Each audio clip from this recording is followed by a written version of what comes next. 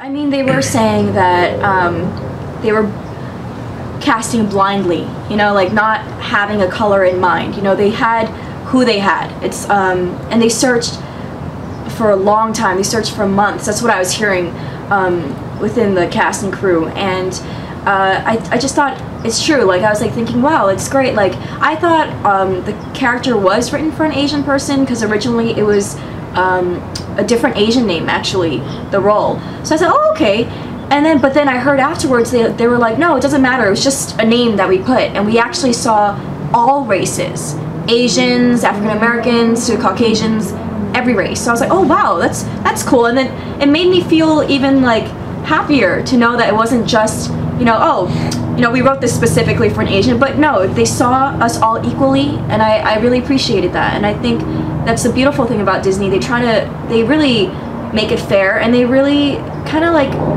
they really resemble real life, you know, like in real life, yeah, you do have an Asian and white couple. I saw different sizes as well. I don't know how to say it in a better way, but like, you know, it wasn't just stick skinny. There were like heavy people as well, and extremely tall people like Nick Braun. He got cast, he's like 6'6", and normally it's like you have to be like around like 5'8" to 5'10" or a little taller just to kind of look like the normal height.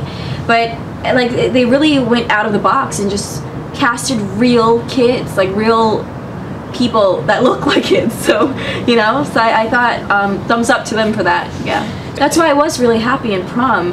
I loved all of the character storylines. I thought they were really cute and really sweet, and really I would say innocent as well, you know. And remember, it is a Disney film, and we didn't come out to say, oh, like, you know, we're gonna make a really raunchy movie. No, like, it's a feel-good movie. But I loved especially emotionally my scene, actually my storyline with the boyfriend, played by Jared Kuznets.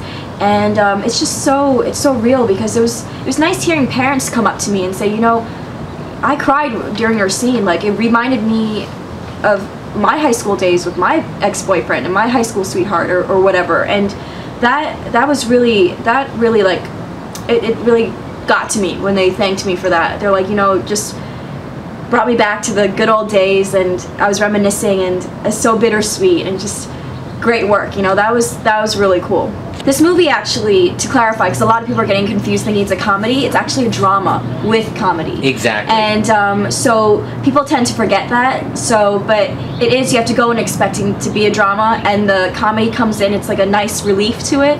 So yeah, like Nick Braun did a great job, as well as Nolan Sotillo and Cameron Monaghan. The best friend relationship, those characters, they were really brilliant with the comedy, and as well as Joe Adler playing Rollo. And it was a really nicely put film, I would say, and you really leave the movie feeling just good about yourself. It's called Bling Ring, and I will be playing Rachel Lee, and it's actually based on a true story about these group of high school kids who are around 18 and 19 years old. They broke in to celebrity homes like Paris Hilton, Megan Fox. I actually never heard of it until I read the script and I did my research. I was like, wow, this is kind of a big deal. Like, I'm like, how did I not hear of this?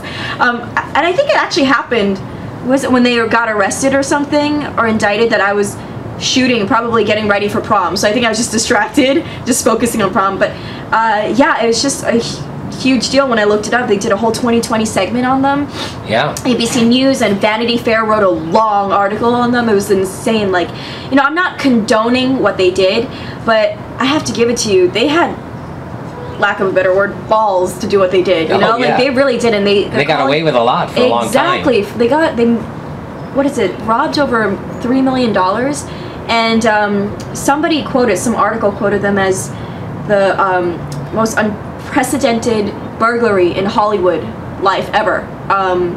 And no one expected it to be a group of teens. They thought it was a professional group of people stealing from celebrities, but it wasn't. It was just a group of teens who were well off, and they were just obsessed, basically, according to the articles, obsessed with fame and celebrity life. And my character, actually, Rachel Lee, well, the real person,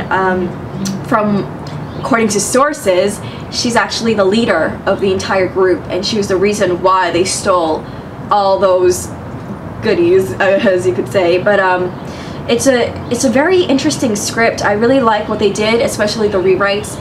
And it's just so, I'm just like, wow, how do they pull off doing all these things? It's just insane. But it's just, they're so brave at the same time. But it's also out of desperation too, I would say.